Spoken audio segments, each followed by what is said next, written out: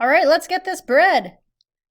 Number 2 here, the average box of Mike and Ike's contains an average of 38 candies. The amount of candy in a Mike and Ike's box is distributed normally with a standard deviation of 3 candies. For a sample of 2,000 boxes of Mike and Ike's, how many boxes should have between 32 and 41 candies in them? Well, let's just actually do a real quick thing here so we know that we're at an average of 38, and I got that from here.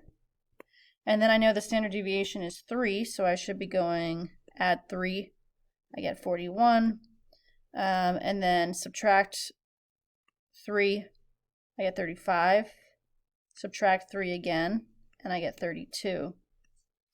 So really what we're talking about here is this range right here, which corresponds with this right here.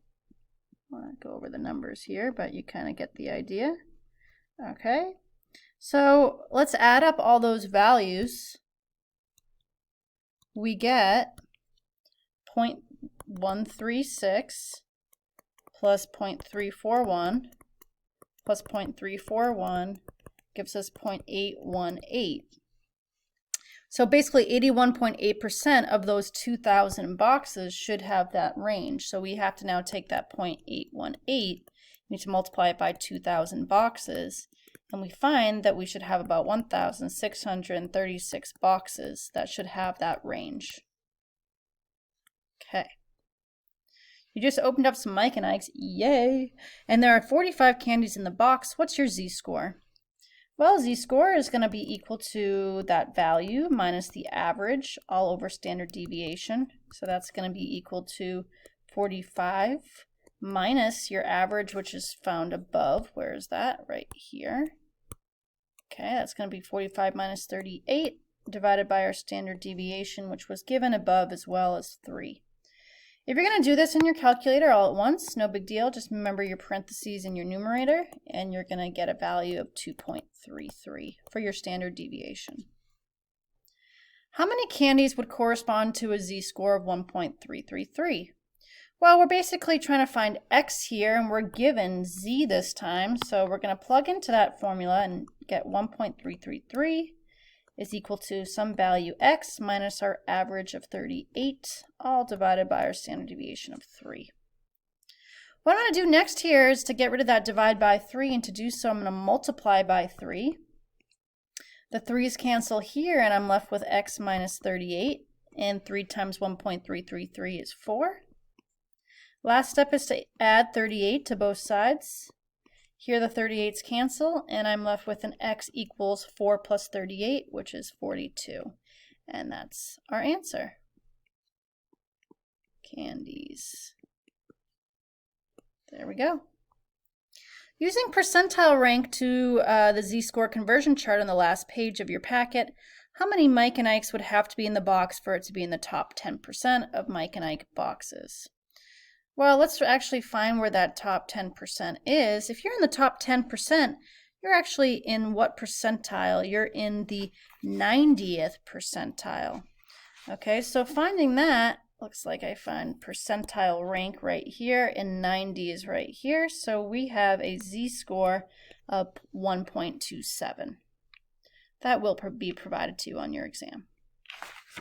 All right, so next here we have our z-score of 1.27, and I'm going to figure out what x is. How many candies have to be in the box? So this is going to be 1.27, right? I'm plugging in for z and trying to find x. So that's going to be z equals, and then my x minus my average, all divided by 3. Let's multiply by 3 on both sides, and I get 3.81 equals, the 3's cancel, x minus 38, add 38, 38's cancel, and I'm left with x equals 41.81. And so we're talking about roughly 42 candies. I rounded up. Hope that's okay with you. All right, last page here. A sampling distribution shows every result a statistic can take in every possible sample from a population and how often each result happens. The sampling distribution has the same mean as the population mean.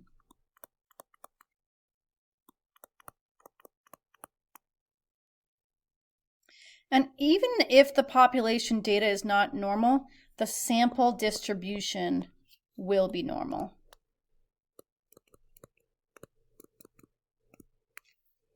All right, number 5, consider a population that has a mean number of kitchen knives of 18 and a variance of 4.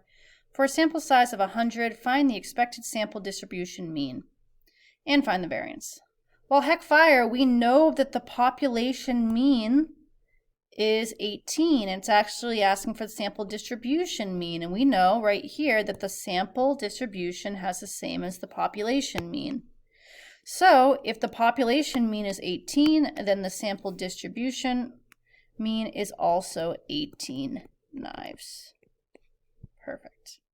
The variance is a little bit more work. There's a formula, and that formula is equal to population variance divided by sample size.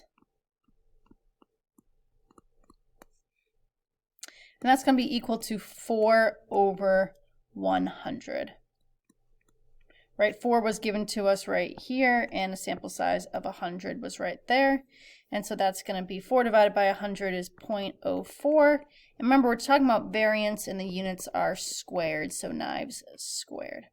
That's just a straightforward plug into a formula problem. Define the standard error of the mean. Remember, the standard error of the mean is the standard deviation of the sample variance. Oops, I shouldn't say sample variance, of the sample distribution. That's my bad.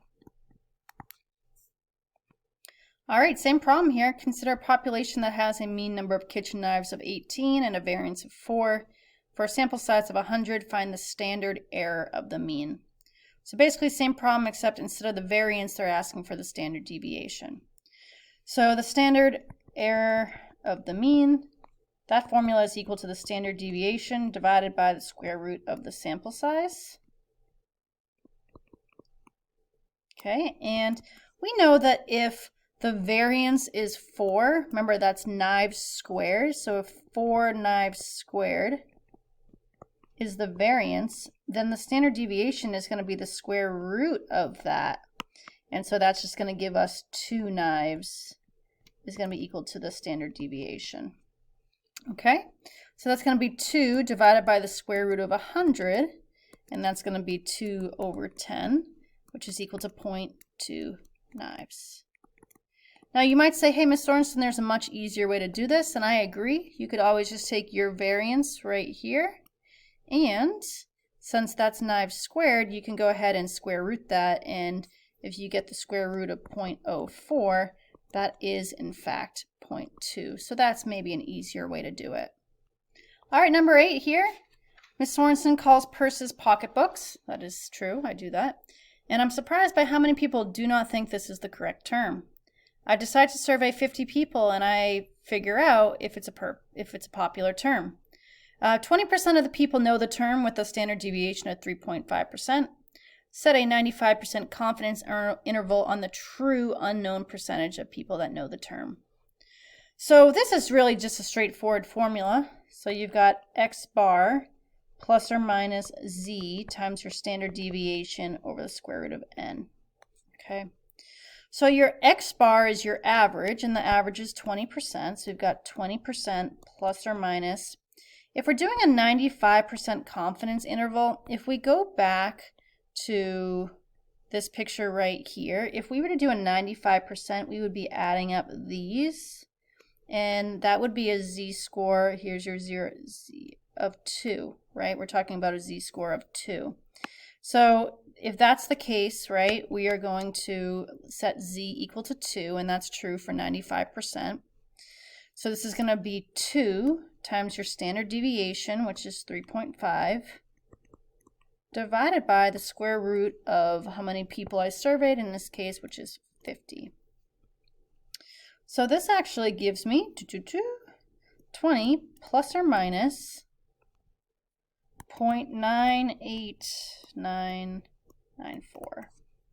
So now we basically need to add that 20 plus 0.98, and we need to do 20 minus 0.98. So when we subtract 20 minus 0.98, I get a 19.01, roughly. And when I add that 0.98, I get a 20.98. And it's 0.989, so if you want to round to 0.99, you can. So we want to say that I am 95% sure that the actual average is between 19.01 and 20.98% of people that know this term. All right, that's it, folks. It's been a real pleasure.